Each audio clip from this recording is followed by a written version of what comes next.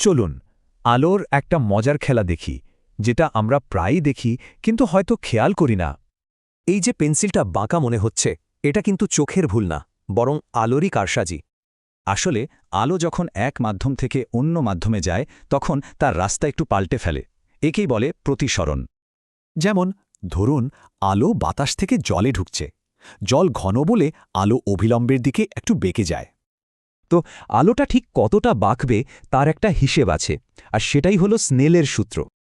এবার একটা কাচের স্ল্যাবের মধ্যে দিয়ে দেখলে ব্যাপারটা আরও সহজে বোঝা যাবে। দেখুন, আলো কাচে ঢোকার সময় একবার বাঁকে, আবার ঠিক বেরোনোর সময় আরেকবার। কিন্তু মজার ব্যাপার হলো, শেষ পর্যন্ত আলোটা কিন্তু আগের পথেরই সমান্তরালে বেরিয়ে আসে। সমান্তরাল হলেও আলোটা তার আগের রাস্তা থেকে একটু পাশে সরে যায়। এটাই পার্শ্বীয় সরণ। আচ্ছা, একটা সহজ পরীক্ষা করে কি দেখা যায় এটা ঠিক কিভাবে হয়? খুবই সোজা। কাগজ, পিন আর একটা কাঁচের স্ল্যাব হলেই আলোর এই পথটা এঁকে ফেলা যায়।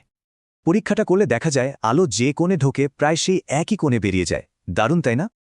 কিন্তু এই সরণের পরিমাণ কি সবসময় এক থাকে, নাকি কিছু বিষয়ের উপর নির্ভর করে? হ্যাঁ, তিনটে জিনিসের উপর এটা নির্ভর করে। স্ল্যাবটা কতটা মোটা, আলো কি কোণে পড়ছে, আর কাচের উপাদানটা কি। আর এই সাধারণ দেখতে ঘটনাটাই কিন্তু লেন্স বা প্রিজমের মতো অনেক জরুরি জিনিস তৈরির মূল ভিত্তি।